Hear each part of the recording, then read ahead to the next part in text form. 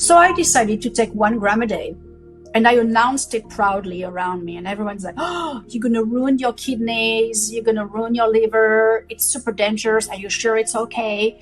And that coming from people who drink wine every day. I never had a drop of alcohol in my entire life. Today, we found out what happens when a longevity-obsessed French entrepreneur brings European wellness secrets to an American drowning in ultra-processed food. Valerie has written 55 books in 5 different languages. She is here to share her message that you can reverse the irreversible and say no way when doctors talk about the incurable. My dad is a good example. He's 84 years old. He was given 6 months to live 18 years ago. He had severe emphysema with maximum obstructions, right? He is now, listen to that, officially cured. It's never existed before. It's never been documented. He has 0 oxygen now. He doesn't use a machine with oxygen. But even better, last week they told him. Hi, my name is Chris Burris. I'm a longevity expert and the chief scientist at a lab focused on a longevity molecule. My primary focus is to help people live longer and better lives with science. Make sure to subscribe and share so you and your friends can live longer and better, well, actually, so you and your friends can live beyond the norms. Hi, and welcome to the next episode of the Live Beyond the Norms Health and Longevity Podcast. You've tried the diets, the detoxes, the supplements, and nothing is moving the needle. What if the real problem is even more fundamental?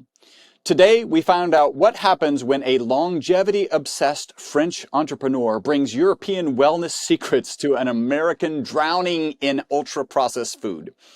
I met our next guest, Valerie Orsoni, after seeing her speak at the Biohackers World event in Los Angeles. Her story is compelling, her knowledge is impressive, and her energy is infectious. So I knew I needed to have her on the podcast, and here's a little bit about Valerie. Valerie has summited the highest mountains in the US, in South America, in Europe, in Africa, and Antarctica, all after suffering from frequent ankle fractures. She has even skied to the South Pole. She is a fashion model, it must be the French in her, and the creator of her own brand, Lily Warrior, a nonprofit, toxic-free, 100% eco-friendly clothing brand. Valerie has written 55 books in 5 different languages. Today, she's only going to need English because that's all I got. Well, I have a little Spanish, but that's all I got. She is here to share her message that you can reverse the irreversible and say no way when doctors talk about the incurable. Hopefully, we can help her with that message today. Valerie, thank you so much for joining us today. And thank you for having me. It took us some time, but hey, we made it happen. We are here. Maybe we biohacked our way to this moment. I think that's pretty awesome. Well, you certainly have.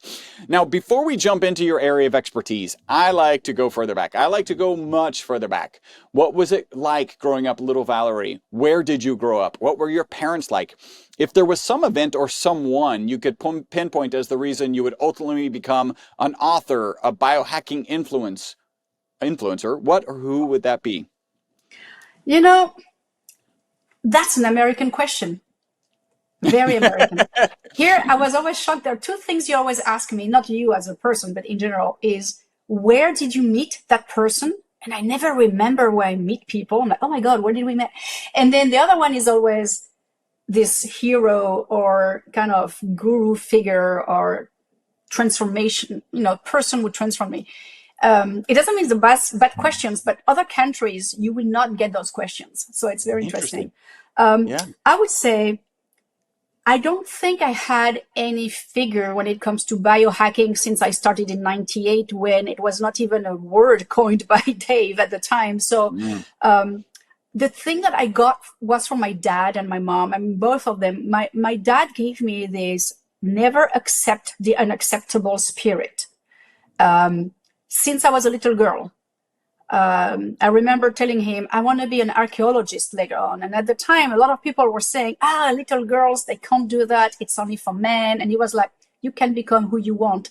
And I think as a parent, your kids only need to hear that you have full trust in them, that they can become what they want, whatever society dictates us. And the second thing would be, he also never treated me like a girl. I really had boys pastime things. I was like doing judo. I never did piano or dance. I was doing judo, horse riding, and stuff like that. By the way, in the States, you said horseback riding, in case someone thinks about doing horse head riding or whatever.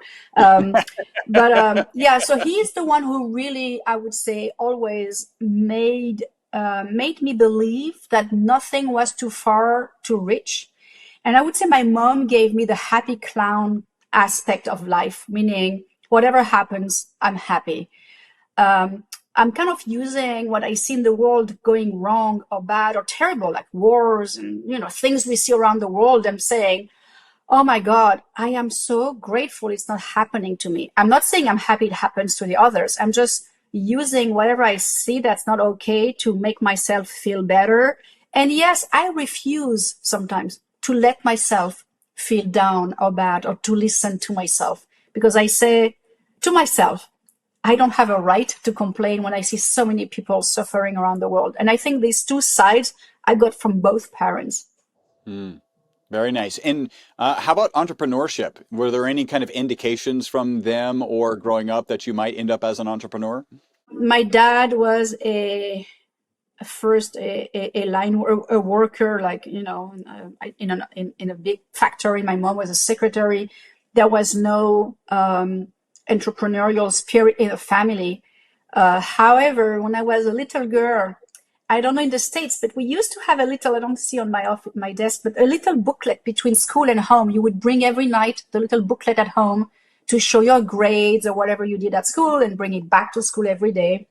And I remember one day I was 7 years old, and maybe 6. I covered it in aluminum foil. And when I got back to school the morning after, everyone was like, what is that? I'm like, well, you guys are boring. You're from Earth. I'm from Venus. I'm not from here. Look, this is aluminum foil. It's not regular paper. And already there, I remember telling a friend of mine who told me not long ago, do you remember? I said, life on Earth is so boring.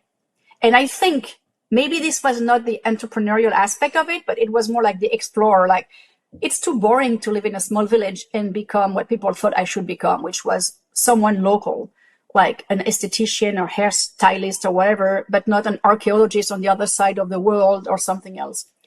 I don't think you learn this. I think it's somewhere already in you, but your parents can help nourish it in a way, or, kill it. Yeah, it's been nourished, like the mountains you've summited, the journey that we're about to share. So you've been focused on health and wellness for a long time, on a show called Dr. Fitness and the Fat Guy in 2009. I think. Oh my God, you found this? Oh yeah, I think your first podcast was Responsa Tu. I'm sure I'm butchering that, which you started in 2019. Can you walk us through some of that kind of history in that journey? My God, I can't believe you found my first podcast ever into it. Well, send it to me. I want to listen to it, see if I said anything stupid. But the funny thing is, I am not a doctor, and I am proud of it, to be honest, because it gives me the open mind to question dogmas, which as a regular doctor, sometimes you can lose your license if you question a dogma, or publicly do it. So in a way, sometimes I wish I were one, so that some people who only respect white coats would respect me as well. But sometimes I feel happy about it. It opens my horizon, right? And then one day I was always answering, tit for tat, live shows, interviews, and people were always saying, oh, you are Mrs. Knows everything, or Mrs. Know All, whatever you have an expression in English, which in French is réponse à tout, answer to everything. And so I decided to launch a podcast, which was called like this. I have an answer for everything, with no taboo, answering everything, any questions you would have. But I found out it was not compatible with my way of life. I'm very much nomadic. Like, I spend only maybe 5 months or 6 months a year in San Francisco, which is my base camp. The rest I'm traveling, like Tahiti, Nepal, Europe, Africa, South America. And I was like, I can't make it work. It's a lot of work. As you know, organizing a podcast is a lot of work, editing, inviting, preparing. And I realized I was more suited to create written content for valbiohacker.com and go to conferences. So I took the decision to stop doing it, but I love doing it though. So I don't know, maybe one day. That's very cool. Now, you had some health challenges that maybe even forced you to become a biohacker or die. That may not even be an exaggeration.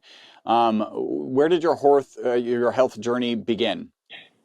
I think you're right. And I think this is the reason. And maybe with all the people you've interviewed, a lot of us out there became a biohacker, a biooptimizer, a health spanner, you name it, whatever. But because we had an issue that regular traditional medicine had no clue how to handle it, right? I would say first it was hard for my mom to keep me in her womb. Like she had to stay in bed. I wanted to escape all pregnancy long. It was too long. I wanted to get out. And so I was born a very sickly child. They called me the little shrimp. I was very skinny, which didn't prevent me from becoming very fat later on in life. But so I always had I don't think I was born with a terrible deck of cards when it comes to genetics. You mentioned my ankles so many times before the age of 18. I kind of don't let lose track, but I think by the age of 18, maybe 20 times combined, So all in all, now it's 13 times on the right side and like maybe 8 or 12 on the left. I don't remember. What does that look like? You're participating in like you kind of described, a quote unquote boys activity in SNAP, or was it pretty simple or? It was just even more simple. Sometimes I would just walk and barely sprain my ankle. And now it happens to me, not all the time, but it happens. I don't break at all anymore.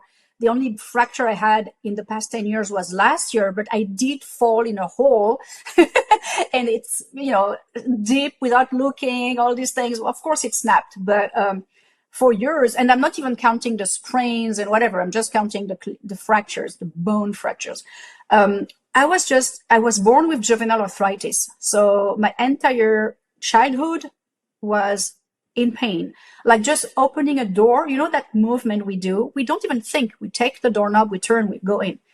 It was painful for me. And to a point where my dad had to replace all the doorknobs with door handles, which I would operate with my elbow.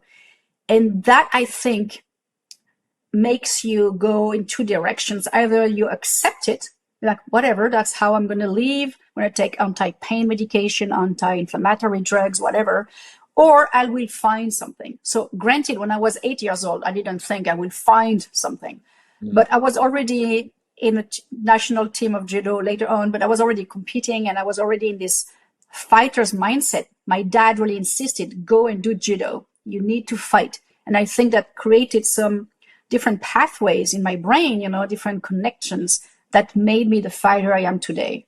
That's fantastic. So during judo, did you ever fracture your ankle in judo, or that just didn't happen in judo? Of course. Yeah.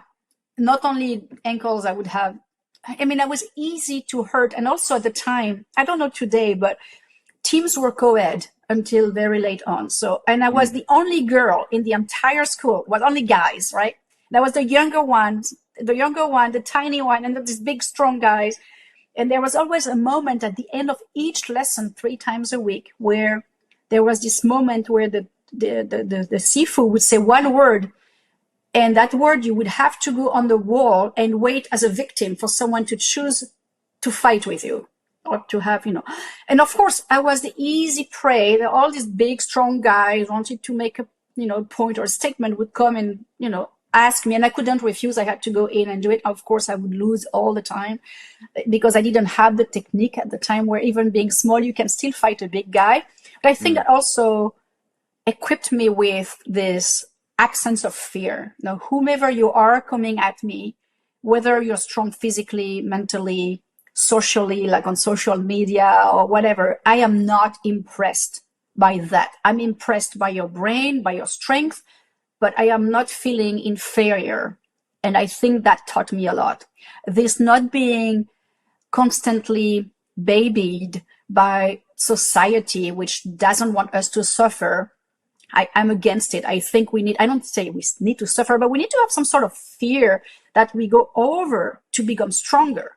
if we ever tell a kid, it's okay, you don't have to fight if you don't want to, or we tell them, oh, we're not counting how many goals were scored at this, soccer match because it's not good for your mind, whatever, self-esteem. I'm sorry, if you lose 5-0, next time you're going to fight stronger. So, that's how I was raised, and that's how I raised my son. And I really believe this. We are losing the fighting attitude, which, by the way, a true biohacker should have. I agree. And I think one point to talk about, keeping track of soccer scores is they're keeping track. Like, don't pretend. Like, yeah, of course, it's so many, the number is so small. Right. You may be shoving it out of your brain and not bringing it up, but both you and your child are keeping track, and they know when they got trounced, and they really never grow up to understand why you are trying to, like, I lost, like they know. Broken ankles wasn't the only challenge, right? You had other, like a lot of other challenges. Maybe walk us through a couple more important ones. So the broken ankles were mainly, and also I had a lot of pain in my wrists until literally 5 years ago, where I did my first push-up ever, which to you guys might sound, come on.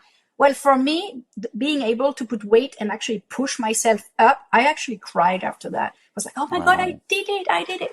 Now I can do like so many, I'm like, woohoo.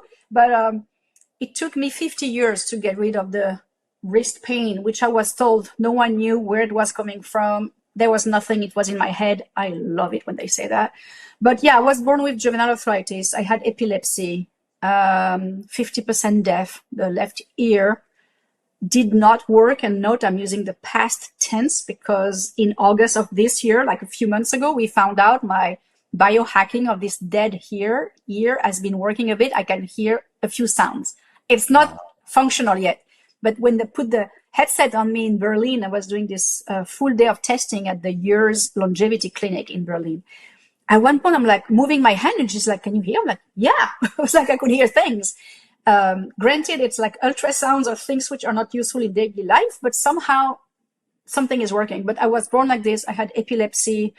I had a brain tumor or two brain tumors when I was 14 years old. A lot of things, really. Yeah. And I've never been jealous of others, but I remember looking at my friends who had everything perfect, no pain, nothing, like, woo. It never happened to me, except now. Now I'm 55, everyone is in pain, and I'm like, whoa, guys, I have zero pain. This is so cool. How the tides have turned. Okay, so you have all these challenges, and you kind of described that you're not the person who lives with them, but when you're younger, like, you don't know how to fight against them.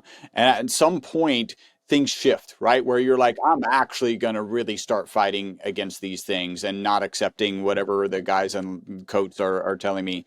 Doctor, it's not me. I have a lab coat on. I'm not a doctor coat. Should I wear one? So what they are telling you really, there's this transition. Can you walk us through that transition? Yeah. And the year I always quote is 1998. It's a precise year. I won't tell you why. My son is already 2 at that time. Hold on. I don't want to make a mistake. Yeah, he's 2. And I have pain, my body pain all over, mainly in the bones, it's like. Let me just stop here real quick, right? Because how was your pregnancy? I have to imagine that was not a pleasant experience, or maybe so it was actually a funny thing. Don't make fun of me. I know how we make babies, right? I know. The bee. You're French. That is French. Your reputation. I know how to make babies, but I found out I was pregnant at month 4 or 5 or something. Wow. Okay. I was so disconnected with my body. I had not realized I hadn't had my period for 4 months, and I was just a little bit gaining weight, but not a lot. I was like, oh, I need to make sure something isn't wrong. And I remember it was a big strike, as we do have in France, a specific day in the winter. Such a huge strike. I had to cross all of Paris on foot. And I had this little fainting spell, like, woo.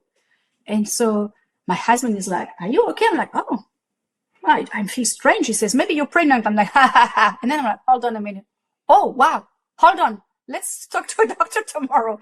And the doctor gave me the talk. Do you know how we make babies? And it's so funny. But so the first few months I had no clue. So guess what? No symptoms. I was not tired. I was not nauseous because I had no clue. And then I kind of, I gained so much. 27, that was heavy, huge weight gain, very, very big. But it was okay. I just had a doctor who I think wanted to make a ton of money and told me I needed to stay in his clinic because I was at risk, which in the end I was absolutely not. And it was perfect, easy. Baby came out easy, nothing crazy, just perfectly cool. Okay, so it's 1998. Your son is 2. Yeah, and so you can see my fingers. This is from my childhood. This cannot go like this. And this finger would rule my life. The pain in that little thing here would become my life. And then I'm 28 and the pain is so excruciating, but it's almost ridiculous. If you tell someone I have pain here, it's like, come on, just deal with it, right? It's just such a small area of your body. And I remember meeting a doctor, having a consultation, and the doctor prescribing yet another anti-inflammatory. I don't remember what drug it was, but something kind of strong, telling me, don't take it on an empty stomach. It has side effects. And I was like, whoa. And that's when I read a study, and that's almost laughable now, about some discoveries about how anti-inflammatory vitamin C was and is. I was like, oh, if you take 1 gram a day, like a large number, like a large dose, which at the time was not normal. At the time, nobody took supplements. And even if you take vitamin C, it's like a little tiny one. So I decided to take 1 gram a day, and I announced it proudly around me. And everyone's like, oh, you're going to ruin your kidneys. You're going to ruin your liver. It's super dangerous. Are you sure it's okay? And that coming from people who drink wine every day. I never had a drop of alcohol in my entire life. But all these people would drink alcohol and eat fried or whatever. They would or pizzas, they would tell me, are you okay with 1 gram of vitamin C? That might be very dangerous. I'm like, seriously?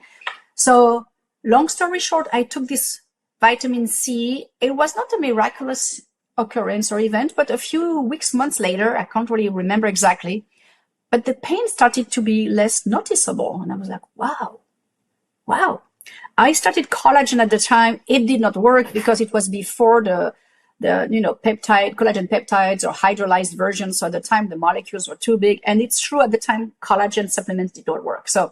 But I got started on the trend as thinking I can do everything I want in my life, sleep well. I already knew sleep well, eat well, move, all these things, but I can help as well. And it was starting to shape as a biohacking journey. When I started adding on top of that other supplements. Early 2000, we have the new collagen coming out with hydrolyzed versions, which started being more, potent. And that's when I started really adding things to it. Also working on my eyes. I'm 55 and a half. I still don't need glasses because when I was 30 years old, I started working on a protocol to never need glasses. I saw that in an interview you did with Joy Kong, and so I'm going to need that protocol. So I'll reach out to get that to you. So you've written 55 health books. Why do you write books, and especially so many? What's your motivation as you're writing these books? And it was before ChatGPT or any other tool that could write for you. So I wrote them myself, except the last one, called Strong Her with an H in the middle for, geared towards women. This one I had a co-writer, but usually I wrote everything myself. It's because I love sharing.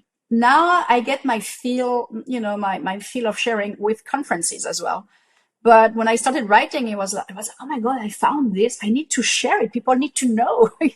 I was naive. I thought like 8 billion people would suddenly eat healthier and move better. It didn't work like that, but I still have this naivety or naiveness, I don't know how you say it, but I really want to be able to impact lives. Well, I think you get a little of that sense as you're sharing your vitamin C story, because you described it as sharing it with everyone, and they're like, are you going to be okay while they're sipping wine? I think that's a great piece of the story. Yeah. What was your first book about? And then which of your current of the books you've written is your favorite? So the first one, you're going to laugh, has nothing to do with health. I was approached by a guy who said, you should write your first book. And at the time, I had launched a company, which I'm not going to say the name of because my partners were, let's say, bastards or jerks, for lack of a better word, and they stole my company. And the way we started it was in a joint venture. So the guy was like, what do you want to write about? I'm like, oh, I want to write about joint ventures. So my first book was about how to make a joint venture work and all the mistakes not to do. But everything else after that is health related: fitness, nutrition, cookbooks, mental strength. Last one, Strong Her, is about how to be strong her as a woman. I am not a feminist. I'm an egalitarist. I think we all have different strengths and weaknesses. I don't want men to be better or not as good as me, and I don't want to be better. I think we have our, you might be better somewhere, I might be better somewhere else. I just want the equality of choices and freedom of success for everyone. But that book I wrote because a lot of the time when I did a lot of mountain climbing, when a woman has her period, it's a taboo subject. It's freaking tiring. You're losing oxygen, you're losing energy, and you still have to climb at 24,000 feet, minus 30 degrees. All the men are, whoo, and you're like exhausted. I'm not even talking about menopause, and you have your hormones dropping. You have hot flashes at 22,000 feet. You're drenched. No one understands why. So I wrote this book for everyone who is a woman out there thinking, I need to be stronger than a regular person to achieve what I want, which I really still believe it is true. And I really found a lot of very interesting anecdotes around the world that make us feel different depending where you live. If you're in the UK, in the Netherlands, in South America. And so I was using different stories and lifestyle differences to help women become stronger. That's my favorite because it's really close to what I want to share.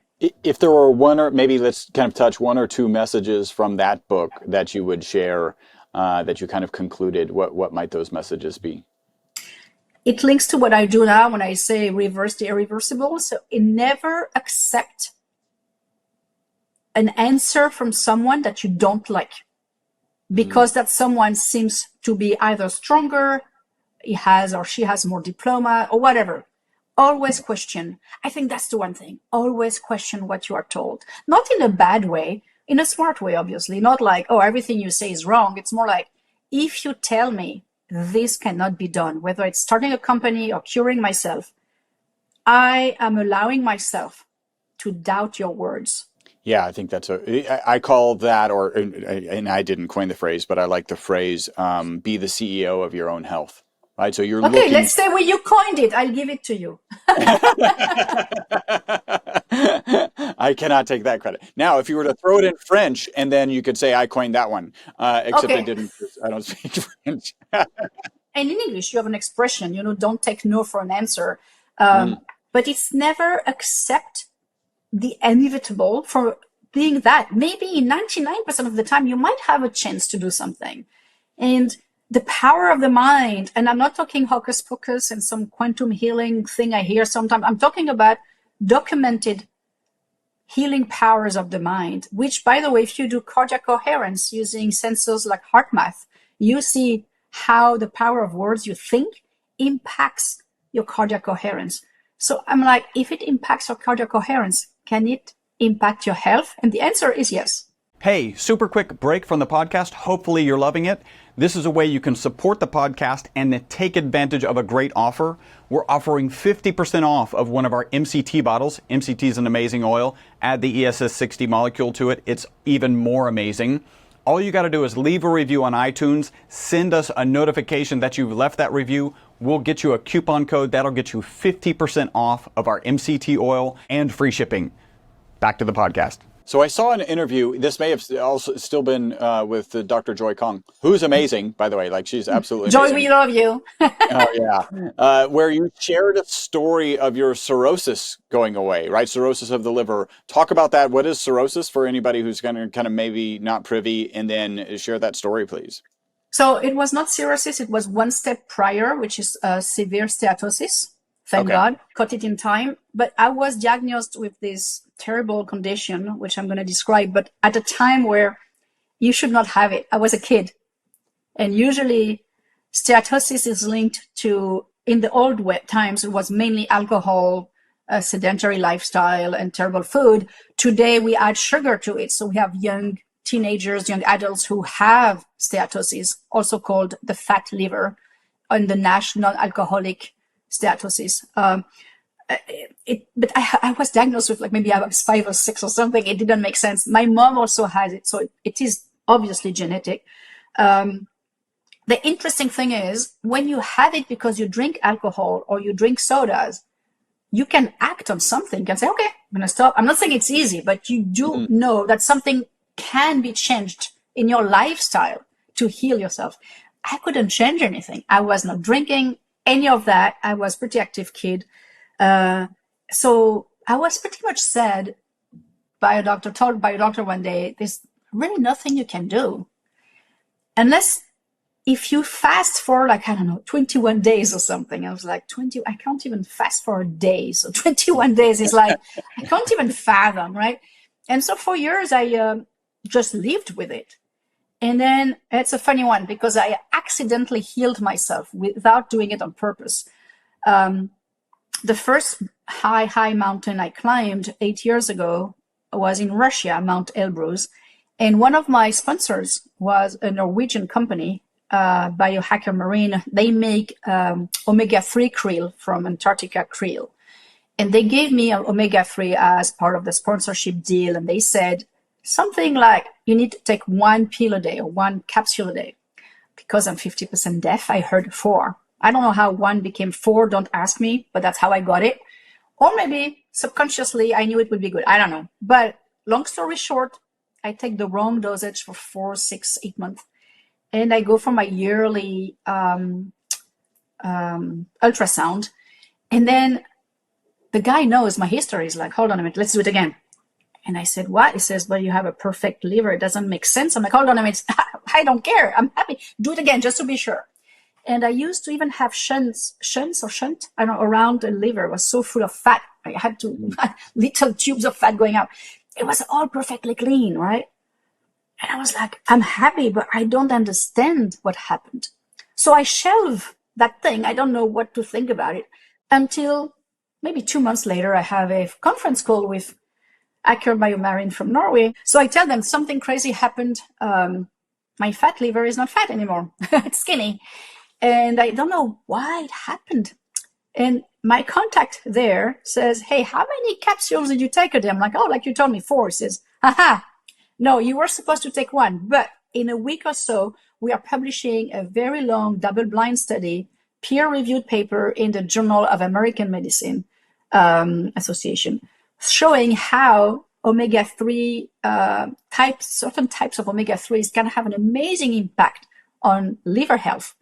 And you are a living proof. I'm like, wow. And this was like an accidental biohack, right? But in the end, it did me good.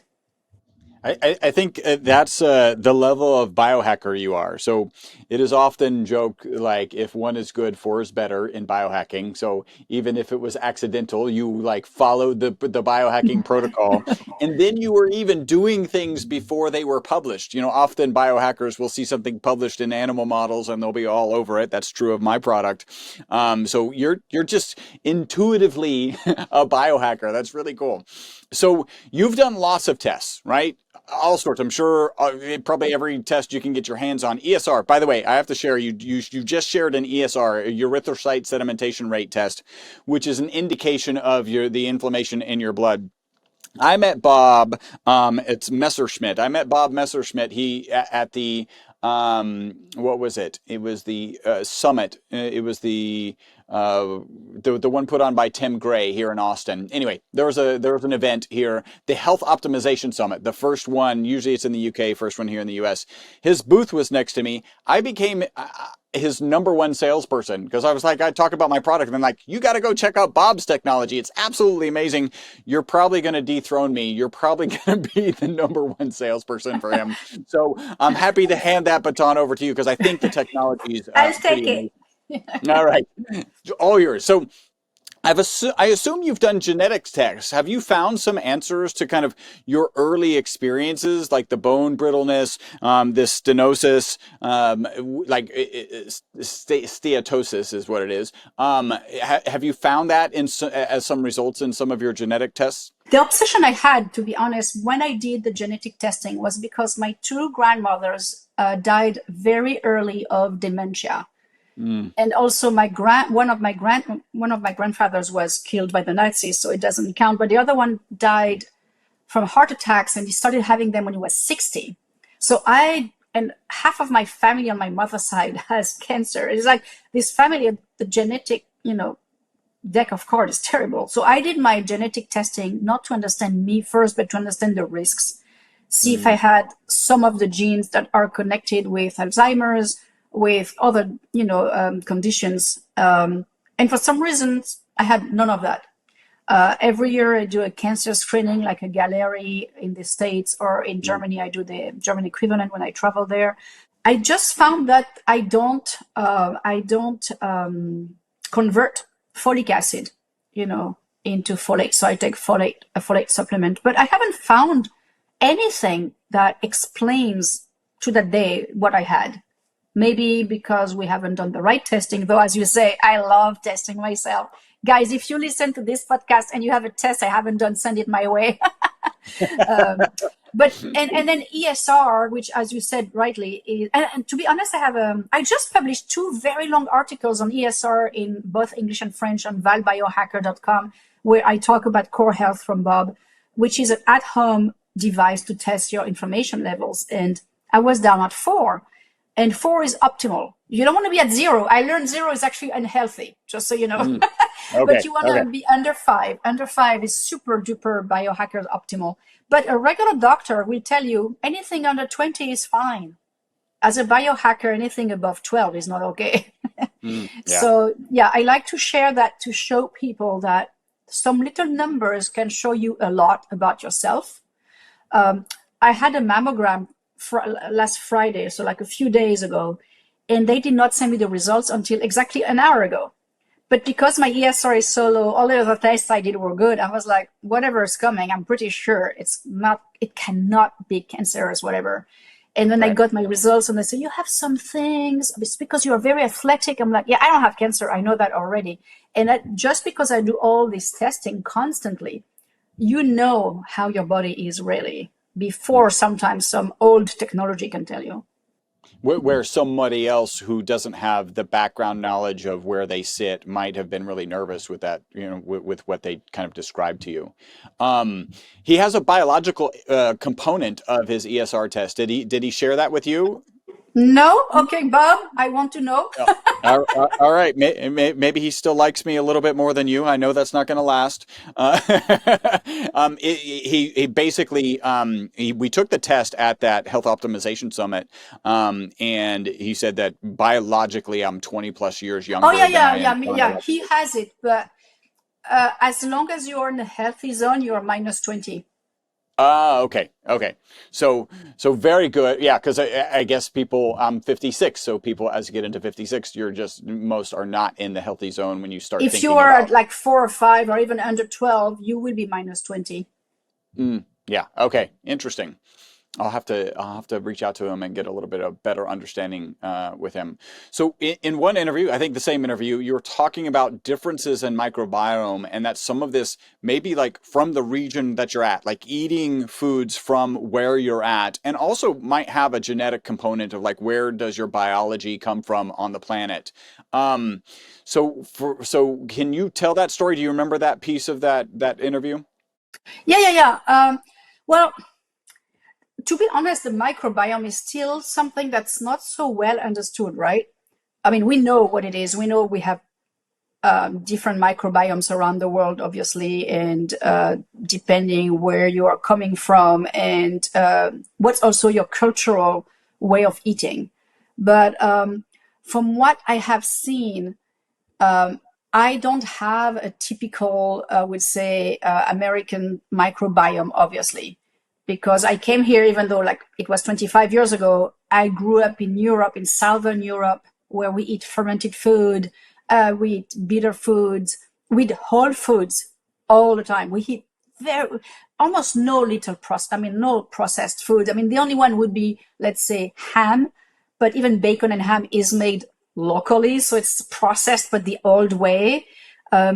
Our soil also has different types of bacteria. We have different types of environmental, exposures. So I think first microbiomes are completely different. But then when you travel a lot like I do, our microbiome is impacted not only by our ancestry and where we live, but also by our genetics and where we travel to. And I've been working hard over the past few months because my microbiome got hit a lot by a very intense level of Giardia, which I got in Nepal. I think I'm about 7,000 higher than the highest possible level that's acceptable. So that was very nasty. I have chronic salmonella because of my trips around the world, and I have a lot of morganella, terrible mycotoxins. So like all of that together, guess what? Not one doctor prescribed a test for that. I self-prescribed the tests to measure my mycotoxin levels and my microbiome health, my gut health. I use CDI, by the way. It's a very cool company. They do an amazing job with testing your gut and your SIBO levels as well at home. I love at-home testing. It makes everyone more comfortable. It usually lowers the price and cost, all these things. And also, as you test regularly, you see how whatever you do impacts your health or not. So if you buy this expensive hocus pocus powder and you don't see a better result than you taking regular things, maybe you don't need to buy the expensive stuff. Have you ever thought about this, especially with all the kind of dysbiosis that you just described? Have you ever done any research down the path of fecal transplants? Because I think it's a fascinating subject. Any thoughts? Yeah, so it's an interesting thing. It's so funny that you asked me today because when was that? A month ago. I know, 8 weeks ago, sorry, because it's a very important date. I have had SIBO, small intestinal bacterial overgrowth, all my life. I've seen 87 experts around the world. The funny one was one day on a Monday, the head of a gastroenterology department in a very famous hospital told me on a Monday, "Oh, you have SIBO because you produce too much gastric acid."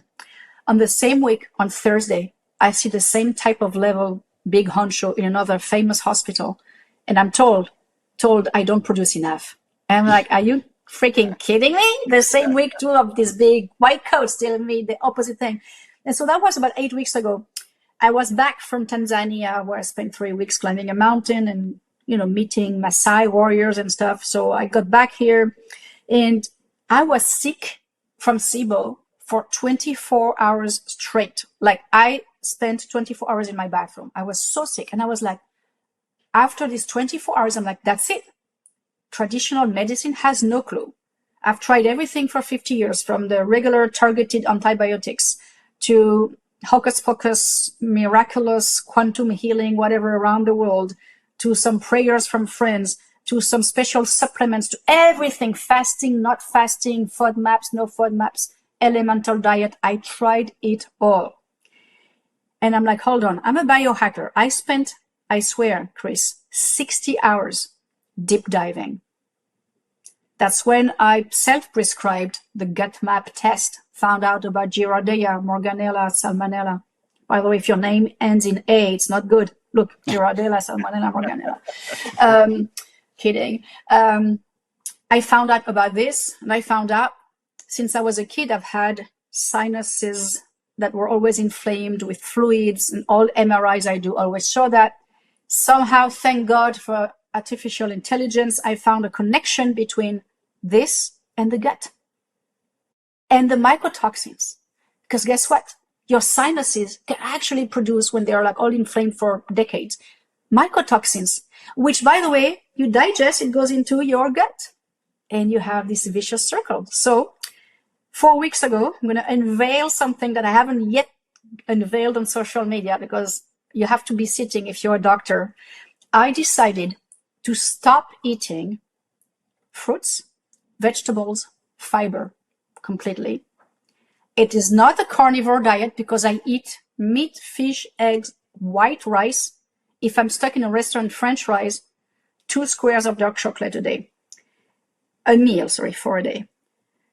I started this like the vitamin C in that time, which means everyone was opposed to it. I was going to die. I was going to be constipated. No fiber. It's the end of the world.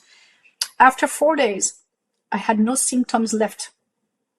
After 5 weeks today, it's the first time in my life where I spent 4 weeks with zero pain, zero symptoms, zero bowel problem, tons of energy. Look, I don't look, I'm dying. My ESR is at 4. And your That's sinuses? biohacking. What? And your sinuses? Well, way better.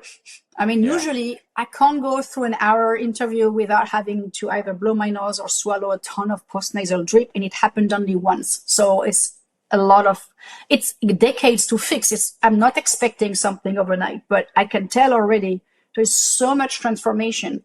I'm like, wow. So last week I reintroduced 2 berries a meal. So far, so good. Well, and that's what biohacking is all about, right? It's about, being that N of one, being that CEO of your own health. You speak at a lot of events. I want to talk a little bit about the newbie.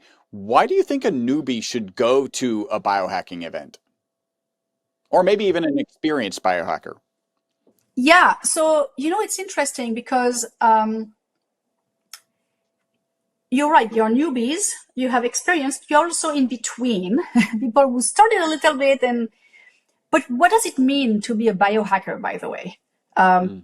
Some people think, oh, I take 3 supplements a day. I am a biohacker, And some people don't take a supplement, but then they walk in the morning light without sunglasses on, and they go to bed early when the sun sets. They're also biohackers in my book. So, but I think these events really bring usually access to a lot of researchers that you would never meet if you were just by yourself, right? They also give you access to people like you, like Bob and Core Health, like me. They give you access to like a community of people, where you can exchange without fear of being ridiculed, which, to be honest, as a biohacker, sometimes we are. It gives you inspiration. It can give you accountability.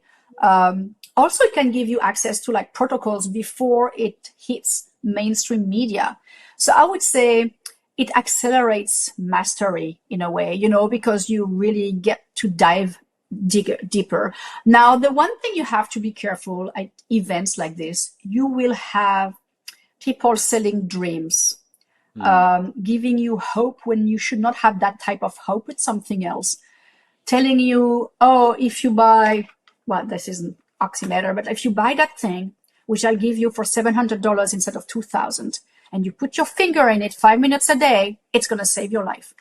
If you have claims like this, be careful. Biohacking is about putting in the effort. It doesn't mean you have to work out hard, but you can't out supplement or out gadget a poor night of sleep, a poor nutrition, a poor fitness or mental health. So I'm kidding. I love this one, but you see what I mean? It's like, it's one of my pet peeves is people selling dreams. And if your dream is only $5 and it's not going to ruin your health, it's okay. But then very often, a lot of things like this are very expensive. So I tell people, take a step back. Now, there is a placebo effect, and maybe that's going to help you as well. But take a step back and say, I have a limited budget. Okay, I'm looking at all the people here selling things. Which ones will have an impact on me for real? That's documented. Like your products, for instance. You have the supportive evidence it works. So if I have to choose between your product and someone telling me, oh, with that thing, no need for supplements, you just do that and you'll feel better, I'll go with you. Yeah. So one of the things that I like to share also, because I don't think everybody's wired like you. Like you I don't know if you know this, Valerie, you're a little different. And so somebody hold on, you cannot say that. You have to rank me. Am I better? On how different you are.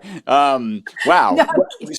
So no, this is good. So are we 0 to 10, 10 being like, so I'm gonna give you a 9, and here's the context. I have room for progress. All right. Well, it's hard. I'm an engineer by education, so it's just like I'm not wired to give a 10 to many things, right? And here's is. you're jumping on this vitamin C bandwagon, and everybody around you is going, you're going to die, while they're sipping wine, ironically, and you do it anyway, right? You jump into this omega-3, which, ends up solving this really big problem for you, and you're sharing it. And you're actually, even on your blog today, valbiohacker.com, you're sharing these kind of cutting edge things that you're doing. A lot of people aren't wired for that. Right? So if somebody is, let's say, going down some path of, we'll just keep it simple, vitamin C, and they're surrounded by people who are saying, you're going to have a problem, right? This is going to cause problems. And even your diet right now, that's probably a better example. Right? Like, people around you are going like, you're going to be constipated. It's going to get so much worse. This is a bad idea. And you do it anyway because you're wired different. That's why I think people should go to these events, is because there are people who are wired the way you need to be wired to be doing these experiments, right? You may have everyone around you, close to you, kind of poo-pooing, pun intended in this case, the ideas about what you're doing, but you go to these events and there are other people. You're going to meet Val. You're going to meet so many people who are You're going to meet Chris. and me, and we're going to share with you, like, this is amazing. We support you. Please do your research. And that's part of the reason that I think that. Now, we're talking about biohacking. What do you think the big pillars of biohacking are? Oh, it's interesting because, again, test, don't guess. And that's a big thing for me. Test, don't guess. I see so many people taking supplements because so-and-so, even I include, said it's good. But first, test yourself, okay?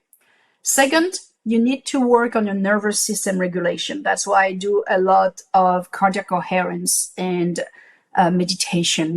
You need to keep your system a bit quiet because in our life, we're bombarded constantly. You need to work on your metabolic flexibility. You need to work on your mitochondrial health. I would say you have like 10 pillars, really. Hormone therapy if you need to, but before you need to work on hormone therapy. Detox, good, but don't be crazy because it can be dangerous. You also need, and that's one of the big pillars that's very often forgotten, it's a long-term mindset. Don't think tomorrow, think in 20 years from now. And then, of course, the obvious, sleep, nutrition, fitness, all of that for me are like not even the pillars, that like, I know the soil in which you put the pillars.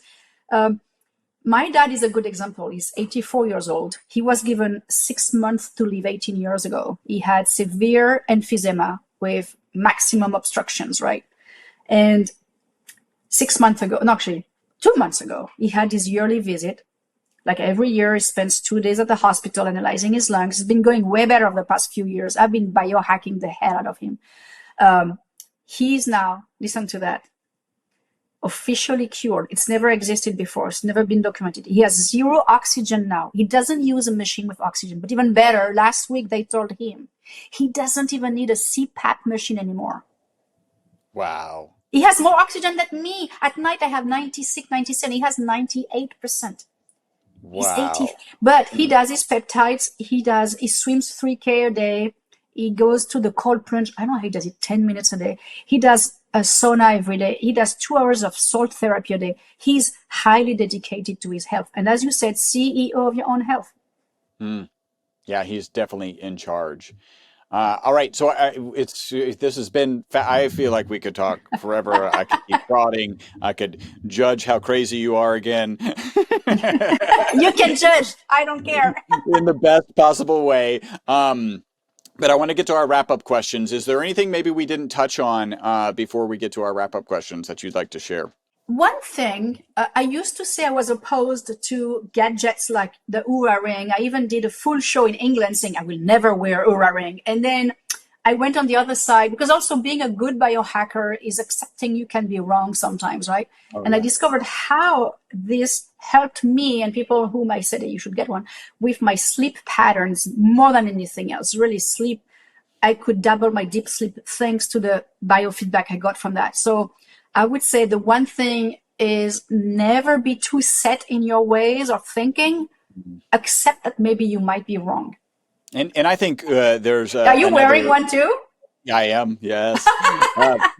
There's another French person in the space, right? Jean Falacara, Yeah. who kind of has sworn off devices. And I think, if you're the kind of person who would obsess over data, collect some data and then put it away, right? Like, I think that's the right thing. So it helped you improve your sleep. What are one or two tweaks that you kind of implemented to help optimize your sleep? Yeah. Tart cherry juice every night. Wow. Mouth Bob taping. Messerschmidt mentioned that to me, and it's now in my routine. Yeah. I mean, tart cherry juice, mouth taping, mask, earplugs. I'm super sexy, guys, just so you know, when I go to bed, you know. Yeah, GABA. I have a sleep stack, which I always share with my friend Dave Pasco. I don't know if you've ever had him on your Yeah, Dave's podcast. awesome. So we kind of look at each other's stuff like, okay. And with him, I can talk without fear of being stupid with all my supplements because I think he takes more than me, way more. So I don't feel I'm like on top of it so much. But yeah, you can move the needle. But again, sleep, it took me 9 months to rebalance everything. It's not overnight. Like sometimes I give someone like a GABA supplement and they say, oh, it didn't work. I'm like, hold on, give it time. And now my sleep has been so well improved that last night I did a test, which by the way concluded watching TV even at 6 p.m. is bad. I woke up at 1 a.m., didn't go back to sleep until 4. Even though my night was bad, I still got an hour and a half of deep and an hour and a half of REM, even though the night was only 5 hours of sleep. Because once you have worked on your sleep, even if it's not as great as it should be, you still get a lot of good sleep. And I think I heard you say like you're convinced that deep sleep happens between like 9 and 2 or something. So if you're going, maybe that was you. And so if you're actually getting to sleep, if you're a night owl, you're severely limiting your opportunity for not just sleep in general, but deep sleep. Is that Just right? so you know, I am not convinced. This is data based. Even if your chronotype is owl, it doesn't matter. Your deep sleep is genetically planned to happen between 10 and 2. Now, you might get a little bit between 2 and 6, but maybe no more than 15 minutes total. The vast majority happens before. People tell themselves what they want to hear. The truth of the matter, I did publish not long ago an owl chronotype truth, or myth or whatever. It is a myth. You might be an owl because you don't want to go to bed early, because mentally you don't want to waste your time or whatever. But you will not get as much deep sleep if you go to bed at 1 a.m. for sure, guaranteed. I think the real offset between people who are kind of night owls and morning larks is it just about 2 hours, right? So it's not a full 4-hour shift and you're an owl. Kind of evolutionarily, it makes sense for us to not all be asleep in the tribe at the same time, right? You need somebody awake. But there is in fact still 4 hours where we're asleep and everybody's asleep. So I agree with you on that. All right, wrap up questions. Valerie, do you have a target age that you want to live to? No. 0. Older than today and younger than yesterday. I would say, listen, I don't want to have a number because I think it's highly limiting. It's like when people have a business plan. I want to make that much. Well, it's like when you have I don't have the Apple Watch with the circle thing. Once it's closed, you sit down on your back because you've closed your circle. Oh, yeah. So I am just a complete, I'm not an immortalist, but I'm more like a long health span biohacker. If I can be 180, 200, whatever, as long as I'm super healthy. For me, It's really the health span that matters the most. I am not a scientist enough to say our body can live to 180 or whatever. People say numbers, they take it from the hat, they have no clue. But it is true that with a lot of things where you can replace broken parts, maybe we can go to 180. We'll see. For me, it's really being as strong as I can for as long as I can, really. How long do you think humans can live? And I know you touched on maybe not being comfortable putting a number, but if you were forced by some podcaster to throw out a number. Okay, you really are forcing me, but there is you don't have any weapon that's scary, so I might not need to say anything. Let's say, I would say... And you're a 9, right? So I'm going up against a 9. I would say, with modern regenerative medicine, I would say we could most likely be able to have a completely fulfilling, strong life up to 120. It doesn't mean we can't live longer, but I can't understand how we could be super active after 120, knowing how the body at one point will depreciate a bit, even if you do your biohacking and injections of peptides. So I would say 120, 130 for super top health, and maybe 20 years of less optimal. Okay, you wanted the number 150. Okay, good. 150. I love it. All right. What are 2 to 3 protocols, habits, mindsets, let's call them shortcuts, because everybody likes shortcuts, to longevity and a long health span that you would share? Yeah, I would say daily, I do a H-bot therapy every day, like a hyperbaric chamber. I know it's an expensive one, but, I bit the bullet and I have one at home. Red light therapy, I really believe in that. It's not a belief, it's proven. So it's a data anchored. So these are 2. And 3, mitochondrial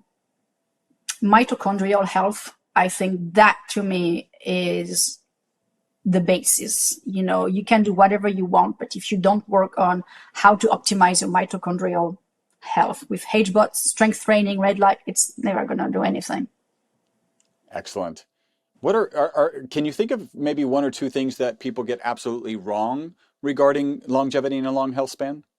I would say 99% of the people I talk to, they think supplements matter more than habits, and they're so wrong.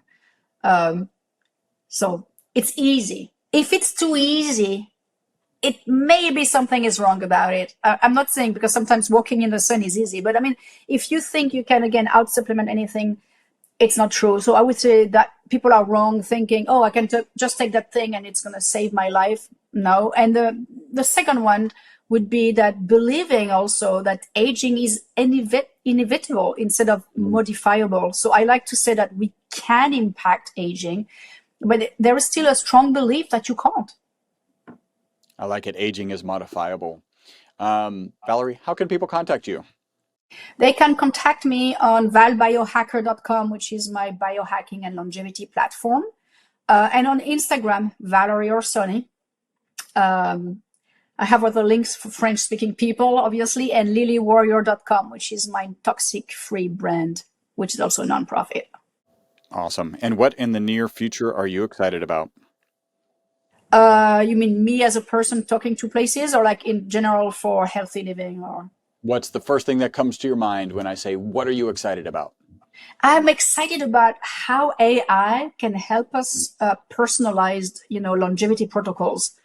It's just the power of AI. If you know how to use it, because it's very easy to make mistakes, you have to learn how to use it. As a matter of fact, I'm enrolled at Stanford University in an AI longevity research certificate, where you learn how to use and harness AI for longevity research. But that's what excites me the most. Yeah. Excellent. All right. So you can reach her at valbiohacker.com, on IG, Valerie Orsoni, and then lilywarrior.com for her clothing line. Valerie, thank you so much for joining us today. Thank you for having me and for giving me a 9. I have so much room for progress now. I'm like, yay. Thank you. I hope you enjoyed this episode of the Live Beyond the Norms podcast. Make sure to subscribe and follow. Also, make sure not to be that guy, the guy sharing this podcast with people who are not interested in living beyond the norms. If you would like to learn more about the ESS60 molecule, the molecule responsible for the single longest longevity experimental result on mammals in history, a full 90% extension of life, visit myvitalc.com. That's myvitalc as in carbon.com.